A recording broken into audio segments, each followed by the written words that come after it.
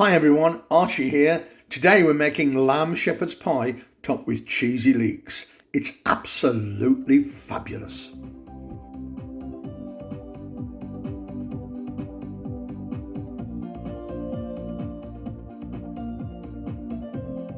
Hi everyone, welcome back. It's another pie today, but it's shepherd's pie. Before we go on, can I just say shepherd's pie is lamb, cottage pie is beef. Let's just get that cleared up before we carry on.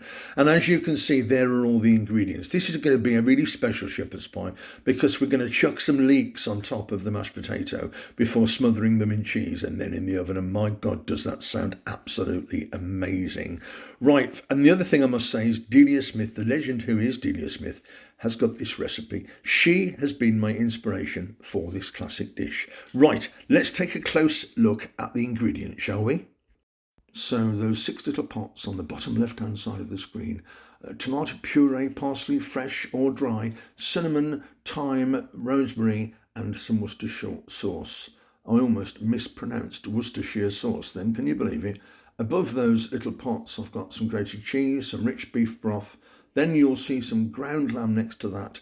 Then we've got the Rutabaga or the Swede, depends where you live.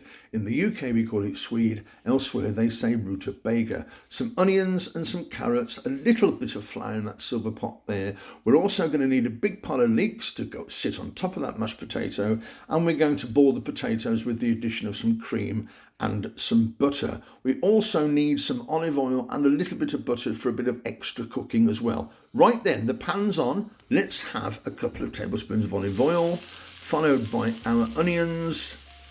Don't forget all those ingredients are underneath in the description, just click on more. There are the carrots and there's the Swede Rutabaga.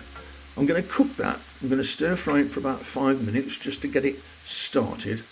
And once I've given it 5 minutes over a medium heat, stirring constantly, I'm then going to pour a little splash, I don't know, about 4 or 5 tablespoons of water, pop that in, and then we're going to, well, obviously he's giving it a stir here, isn't he? I was just going to say, then we're going to put a lid on it. So on comes the lid, turn the heat right down and give that 10 minutes.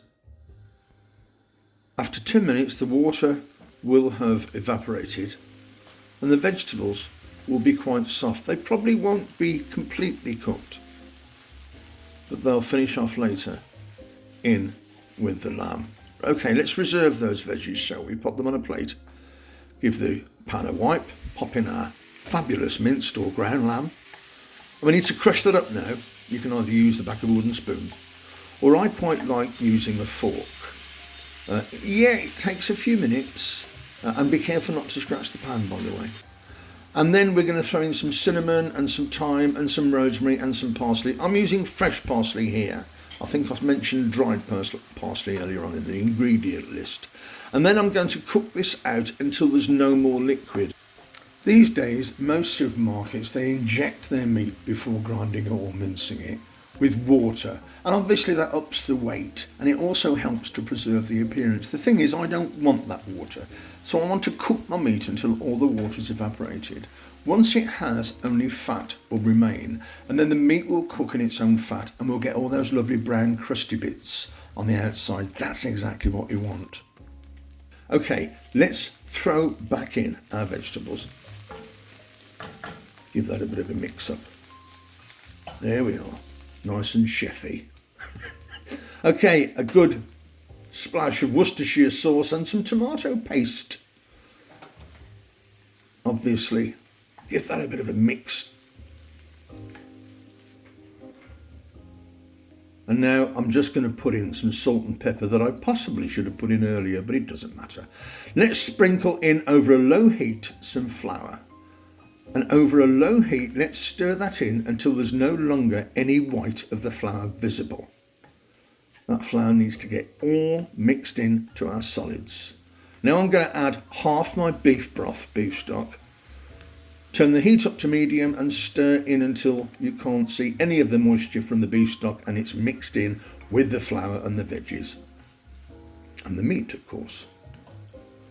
Once you've done that, a good old mix and a good old stir. And don't forget we're on a medium heat now. We can then add the remaining amount. of beef broth.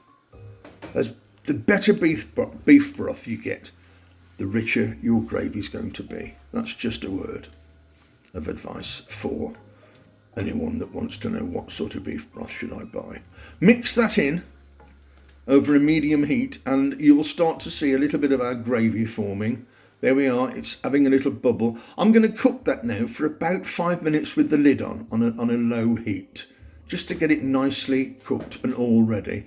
That there is pretty much our base. It's ready. You can see the meat, the vegetables, a lovely consistency, and it's a nice colour. Let's get it transferred to our shepherd's pie dish, shall we?